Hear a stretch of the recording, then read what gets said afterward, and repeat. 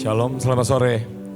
Ya, Bapak dan Ibu, siapa yang sudah tahu Bapak dan Ibu di antara panggilan, 7 panggilan, Bapak dan Ibu panggilannya apa? Boleh angkat tangan nggak? Ya, mungkin 20-30%. Siapa yang belum tahu Bapak dan Ibu? Boleh angkat tangan nggak? Oh, lumayan ya. Oke, nah jadi gini ya, tadi namanya Miss Cherry ya. Miss Cherry itu kan panggilannya tadi menjelaskan panggilan mempelai. Ya, nah Bapak Ibu tahu nggak ya, untuk mempelai itu ada role modelnya. Role model itu adalah istilahnya teladan ya, figur yang Tuhan pakai sebagai pemimpin ya. Nah, siapa yang saya tanya ya, siapa yang sudah tahu role modelnya mempelai itu siapa? Boleh angkat tangan nggak? Ya, Esther ya. Tapi gini, saya tambahkan gini ya. Saya tambahkan Esther itu kan di Alkitab ya. Tapi di akhir zaman itu juga Tuhan itu menunjuk dan memanggil orang-orang yang dipilih sebagai mempelai ya. Jadi karena belum banyak yang angkat tangan, saya tambahkan lagi ya Miss Cherry ya. Ya, jadi gini ya, minimal Bapak dan Ibu ya, kalau di Mahanaim atau di Bahtera gitu ya, itu untuk mempelai role modelnya itu adalah Ibu Nani, ya Ibu Nani Susanti di Sion ya. Tapi Ibu Nani itu juga punya ahli waris gitu ya, istilahnya yang disebut sebagai Elisa ya. Nah di Mahanaim ada juga namanya Coach Iren ya, dan Nancy juga ya. Jadi gini ya Bapak dan Ibu, maksudnya saya jelaskan kenapa. Karena kita ini di sini ini waktunya sangat singkat. Ya mungkin saya ini punya sekitar 15-20 menit lagi gitu ya misalnya. Nah Bapak dan Ibu juga boleh sambil siapkan. Ya siapkan apa? Senjata. Ya nanti kita ini mau angkat senjata. Ya. Nah jadi dalam waktu sesingkat-singkatnya ini ya, Bapak dan Ibu harus mengerti ya kira-kira panggilan Bapak dan Ibu apa. Atau ya belajarnya nanti bagaimana supaya Bapak Ibu bisa tahu. Ya. Nah kenapa? Karena ya masih banyak yang belum tahu gitu ya. Dan kadang-kadang kita ini nggak tiba-tiba tahu gitu loh Bapak dan Ibu ya. Ada pemimpin saya itu istilahnya, maaf kata ya, ini sempat salah masuk panggilan ya. Memilih panggilan yang satu tapi ternyata cara bayarnya itu nggak cocok, nggak sesuai. Ya terus gimana? Ya terus akhirnya memilih panggilan yang lain ya. Nah terus kalau Bapak dan Ibu nggak tahu panggilannya apa ya, belum tahu, ya mudah. Ya sederhananya gini, mulai dari panggilan pekerja, atau sekarang ini kita ada istilah yang baru namanya penuai. Ya katakan sama-sama penuai. Ya kita juga harus jadi penuai. Oke, Bapak dan Ibu, saya coba pakai ini ya, karena kalau saya pakai ini mungkin saya lebih cepat. Ya oke. Nah gini Bapak dan Ibu ya, Alkitab berkata ada ayatnya ya, ada panggilan dan ada pilihan. Ya, jadi kadang-kadang gini ya Bapak dan Ibu terima panggilan Tuhan. Tapi belum tentu Bapak dan Ibu tuh setuju dan memilih. Ya, belum tentu Bapak dan Ibu itu bisa kuat memilih yang dari Tuhan. Ya, sehingga gimana? Ada orang-orang yang memilih yang lain. Ya, misalnya gini ya, kalau Bapak dan Ibu sudah cukup lama di Bahtera, ya pasti tahu ya panggilan apa? Panggilan raja. Nah, misalnya ada yang dipanggil menjadi panggilan raja gitu ya. Tapi hidupnya nggak berpadanan dengan panggilan. Misalnya apa? Malas kerja, malas belajar, ya. Lalu gimana? Ya udah sama Tuhan istilahnya mungkin digeser, disesuaikan. Jadi apa? Ya udah kata Tuhan mungkin kamu jadi penuai saja gitu ya. Nah, jadi yang penting apa? Kita pelajari semaksimal mungkin dan kita kerjakan semaksimal mungkin, ya. Nah, kalau Bapak dan Ibu tahu nggak kira-kira panggilan saya apa? Apa? Pilar ya, yang itu bisa menjawab dengan tepat, terima kasih ya. Bapak dan Ibu dapat bonus dari Tuhan ya, tiket kemana, minimal tiket ke surga ya, kalau mau ke bangsa-bangsa boleh ya. Nah jadi gini Bapak dan Ibu ya, saya memang panggilannya pilar ya. Nah pilar itu apa Bapak dan Ibu ya, buat Bapak dan Ibu yang baru ya, saya tunjukkan 2 ayat ya. Di Galatia 2 ayat 9 dikatakan itu ada siapa? Ada Yakobus, Kefas, Petrus dan Yohanes yang disebut sebagai soko guru jemaat ya. Jadi ada tugas, ada peranan daripada panggilan pilar ya. Nah sekarang saya tanya lagi ya, kalau pilar itu contohnya ya di sekarang, ya itu siapa? Pak Luki ya di Mahanaim ya. Tapi selain itu ada yang sebelum Pak Yoki ada Pak Yusak ya. Jadi Bapak dan Ibu kalau panggilannya pilar ya dengarkanlah khotbah-khotbah pesan-pesan daripada Pak Luki, Pak Yusak ya. Bayar harganya seperti itu dan kerjakan semaksimal mungkin ya. Saya dulunya juga nggak tahu waktu ada zaman-zaman dulu kan panggilan ini termasuk pewahyuan yang baru ya. Nah tiba-tiba itu Bu In tuh manggil saya ya dan terus maksudnya kita ini lagi altar call gitu ya. Kamu ini begini gitu ya pembagian provinsi ya. Nah tiba-tiba Bu In tuh bilang kamu tiang besar buat Indonesia. Saya garuk-garuk kepala apa sih tiang. Nah ternyata tiang itu adalah pilar Bapak dan Ibu ya. Nah di Wahyu juga ada ya. Nah Wahyu itu dari dasarnya dari mana? Dari 7 jemaat Bapak dan Ibu ya. Jemaatnya ada 7 ya. Tapi panggilan itu secara dasar ada 6 sebenarnya ya. Jadi kalau dulu-dulu Bapak dan Ibu ikut acara Bahtera yang dulu-dulu cuma ada 6 panggilan ya. Kalau sekarang ini jadi 7, nah mungkin Bapak dan Ibu juga bertanya-tanya kenapa jadi 7 ya. 7 itu yang ke-7 itu apa ya. Nah sejelasnya yang jelas gini ya, ada ayatnya mengenai Soko Guru. Ya Soko Guru itu apa? Ya tiang. Ya tiang ini yang Bapak dan Ibu lihat menopang ini adalah tiang. Ya. Jadi sekarang saya bahas panggilan pilar. Ya. Pilar ini cirinya apa Bapak dan Ibu? Atau saya mulai dengan ini bedanya. Ya. Ini misteri udah jelaskan gitu ya. Tapi ya sama ya. Jawatan itu untuk memperlengkapi orang-orang kudus atau gereja. Ya. Tapi panggilan yang terutama pewahyuan Bahtera itu untuk menjangkau dan melayani dunia. Ya, ada ayatnya bahwa apa? Daud itu melayani generasinya sesuai kehendak Tuhan, ya. Nah, jadi gimana Bapak dan Ibu? Ya, ada baiknya Bapak dan Ibu sekalipun kita nggak bahas detail, ya, tetap kita mengerti apa yang namanya 5 jawatan. Kenapa? Karena kalau Bapak dan Ibu ke gereja berhadapan dengan orang luar, kita ngomong panggilan pilar. Nah orang ini garuk-garuk kepala panggilan pilar itu apa? Ya, karena yang mereka tahu di gereja adalah 5 jawatan ya. Dan ada ayatnya di Efesus 2 ya. Jadi ada namanya keluarga ya. Keluarga itu dibangun di atas apa? Di atas dasar ya. Dasarnya apa?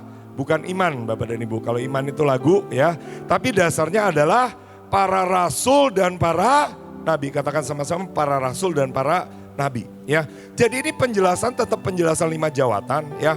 Tapi saya mau mulai dari sini ya sebelum pindah ke penjelasan Bahtera. Kenapa? Karena kalau Bapak dan Ibu dipanggil sebagai pilar ya, Bapak dan Ibu akan menjadi perintis yang memulai, yang mengawali ya.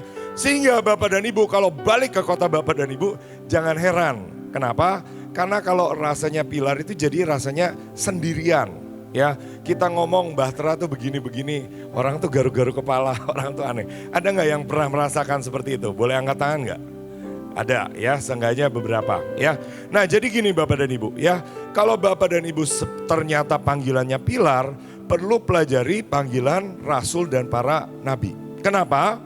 Karena yang namanya 5 jawatan, ada guru, ada gembala, ada penginjil. Itu di atasnya para rasul dan para nabi. Memang tulisannya agak kecil ya. Tapi dasarnya Yesus Kristus, di atas Yesus Kristus ada rasul dan nabi ya. Jadi yang kita lakukan sebagai Bahtera itu istilahnya kalau bahasa teologinya itu kegerakan apostolik profetik. Ya, apostolik itu apa? Kerasulan, profetik itu kenabian. Tapi itu agak bahasa-bahasa yang tinggi lah kalau STT ya. Tapi supaya Bapak dan Ibu nggak heran. Kenapa? Karena kalau Bapak dan Ibu ngomong dengan bahasa itu malah lebih mudah dimengerti oleh gereja dan hamba-hamba Tuhan. Bapak dan Ibu ngomong dengan pendeta, kegerakan apostolik profetik yang mereka ngerti. Ya, tapi kalau kita bilang 6 panggilan mereka ngerti ya. Kita harus pakai bahasa yang mereka ngerti ya. Nah, kenapa kita perlu ya tadi kita udah dijelaskan oleh Miceri, tapi sejauh ini ya Pak Yusak itu salah satu pesan yang selalu penting itu selalu mengulang-ulang mengenai mencapai garis akhir ya. Atau kalau kita bicara dengan orang luar itu mungkin istilahnya destiny ya. Nah, jadi ada yang namanya destiny sebagai apa? Sebagai pribadi kita dan sebagai kelompok ya, secara korporat. Misalnya apa ya? Kalau Bapak dan Ibu mungkin ada yang dari Kota Sion gitu ya. Nah, tadi destininya seperti Miss Cherry gitu ya, mempelai gitu ya misalnya ya. Tapi kalau Bapak dan Ibu di Mahanaim ya, Mahanaim kita bicaranya pasukan terdahsyat. Lagunya hormat bagi Allah Bapa gitu ya, lagu yang melo-melo itu nggak terlalu banyak Bapak dan Ibu. Sekalipun mempelai ya. Nah, supaya apa kita tahu ada 6 panggilan, supaya kita bisa bekerja sama atau bersinergi. Antara apa? Antara panggilan atau kita sebutnya mungkin istilahnya kalau dulu kota atau hamba Tuhan gitu ya. Nah, jadi sekarang ya saya balik lagi ke pilar ya. Kenapa saya mau mulai dengan pilar? Karena gini ya, menurut saya Bapak dan Ibu, kita ini harus mengerti panggilan pilar. Ya, kenapa? Karena pada awalnya ya, biasanya kita ini nggak langsung dipercayakan mungkin kepercayaan yang besar gitu ya. Misalnya tiba-tiba dulu saya dikasih kesempatan untuk pegang mic dan ngajar gitu. Enggak Bapak dan Ibu. Dulu paling-paling saya ngintilin aja. Ngintilin itu apa? Ngikutin ya. Mendukung, mengikuti ya. Kalau zaman dulu itu saya nyetirin paluki gitu ya. Paluki 2 keliling gitu ya, saya belajar. Oh paluki itu 2 keliling itu begini gitu ya. Nah, jadi panggilan pilar ya, salah satu kerjaannya adalah apa? Mendukung. Katakan sama-sama mendukung ya, menopang seperti tiang pilar ini ya. Contohnya di mana? Contohnya ketika Tuhan Yesus ke Getsemane ya. Tuhan Yesus itu ngajak 3 muridnya yang paling dekat. Siapa? Yakobus, Yohanes dan Petrus ya. Untuk ngapain? Ya, kalau Bapak dan Ibu baca, Tuhan Yesus di situ merasa apa? Merasa bersuka cita. Amin. Enggak ya, Alkitab berkata Tuhan Yesus itu merasa sedih dan gentar. Jadi Tuhan Yesus itu ngajak teman-temannya untuk apa? Istilahnya untuk menopang. Ya, memang muridnya, memang hambanya, tapi terakhir kan dia katakan sebagai sahabatnya juga. Ya, jadi kita ini perlu belajar, Bapak dan Ibu. Untuk apa? Untuk menjadi pilar, untuk menopang yang lain, menopang pemimpin kita, Bapak dan Ibu. Ya, nah, jadi kerjaannya apa? Ya, ternyata udah diajak juga dia nggak memberikan kekuatan, malah apa? Malah tidur, Bapak dan Ibu. Ya, tapi kemudian ada yang memberikan kekuatan, yaitu siapa? Malaikat. Ada ayatnya ya di Lukas 22. Saya cuma garis bawahi kata-kata yang pentingnya, kata-kata yang besar ya. Jadi salah satu ciri pilar adalah apa? Kekuatan. Katakan sama-sama kekuatan ya. Kekuatan untuk apa? Untuk kita sendiri dan kita menopang saudara-saudara kita, menopang yang lain. Ya, jadi ketika diajak oleh diajak oleh Tuhan Yesus, Petrus itu seharusnya apa? Seharusnya menguatkan, menopang Tuhan Yesus. Padahal kenyataannya tidur sih memang. Ya, tapi ya tetap aja ketika Tuhan Yesus sudah naik, Tuhan Yesus berkata apa? Petrus, kalau engkau sudah insaf apa ayatnya? Katakanlah, kuatkanlah saudara-saudaramu. Katakan kiri kanan, kuatkanlah saudara-saudaramu. Ya, jangan melemahkan ya dengan apa?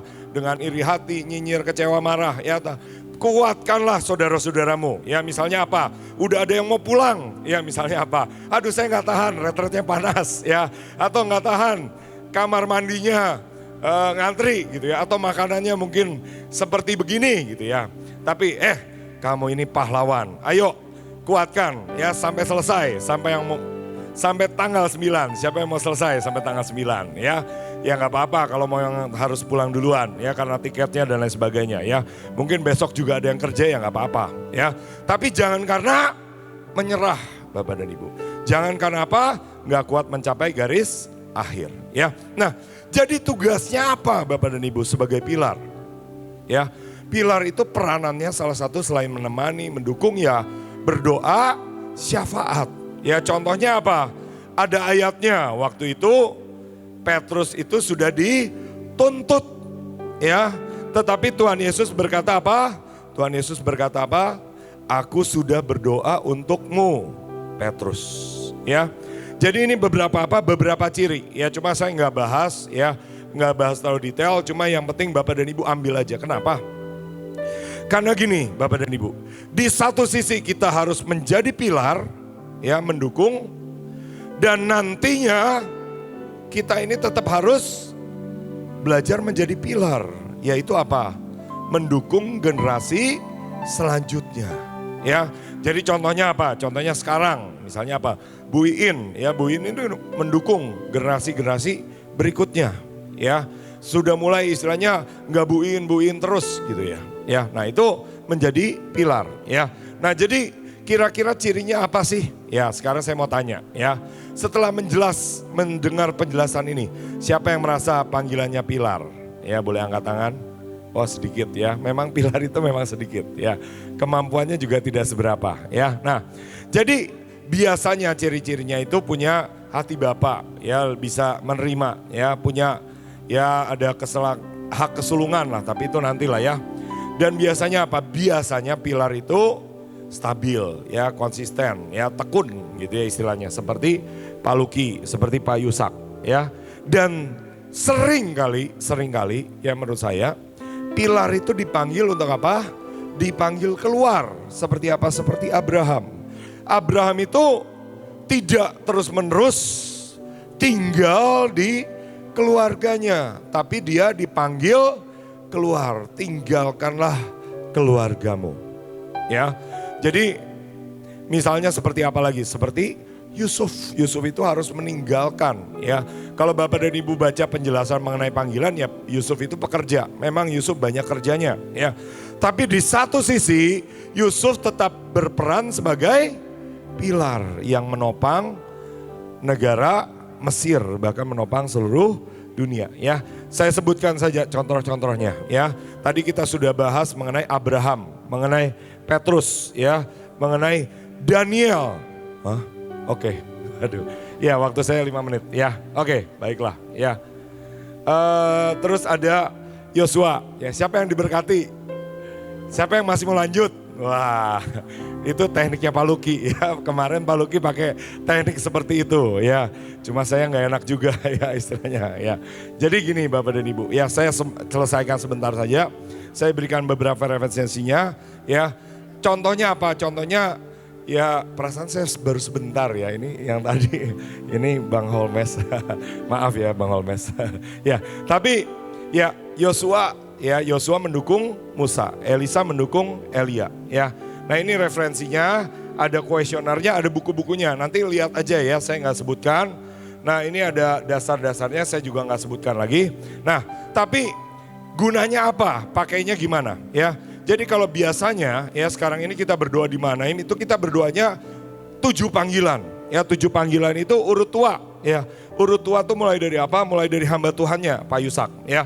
Baca sama-sama, ya, pilar, mempelai, penuai. Ya, jadi gampang ingatnya, ya. Pilar, mempelai, penuai kan singkatannya PMP, ya, MP, gampang, ya. Terus raja, ya, nggak apa-apa, pokoknya supaya gampang. Ya, setelah itu apa? Raja, ya. Terus ada tentara atau pahlawan dan imam, dan ditutup terakhir itu supranatural, ya. Jadi Bapak dan Ibu cara belajarnya gimana? Belajar dan kenali hamba-hamba Tuhan. Misalnya apa? Penuai itu Pak Petrus Hadi, ya. Tapi kalau di Mahanaim yang memegang perjanjian penuai adalah Bunita Joel, ya. Jadi pelajari, ya, ikut grupnya, ya.